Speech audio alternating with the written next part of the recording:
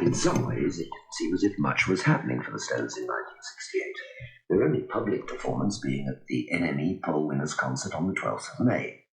But in fact, our opening music reminds us that they were far from being idle that year, for it comes from the album that many people still rate as the best one the Stones have ever made. One of those heavily involved was pianist Nicky Hopkins, and he's in no doubt as to which is his favourite album. Beggars, Banquet. I can't even think of any real reasons other than I was so totally involved with that album. And also, Brian wasn't playing a lot on that album. So there were quite a few more holes to be filled in on it. And he was playing on it, but not as much as he could have been.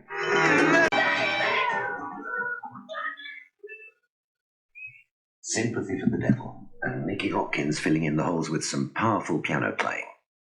And some fine pumping bass from Bill Wyman, the sort of grey ghost of the Stones Confederacy. The LP also credited a new producer, Jimmy Miller. It was the winter of 67, 68. And I came home one night and my wife said, honey, Mick Jagger called. I want you to call him back. Left his number. And I just got a flash as she said that. He wants me to produce them.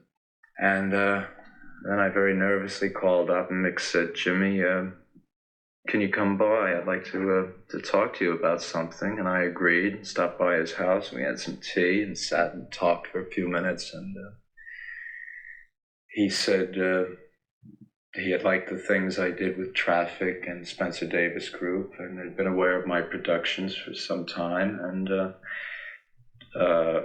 told me that they were splitting up or had split up with Andrew and with the people they had been with business-wise up to that time. And they were looking for a producer and would I be interested?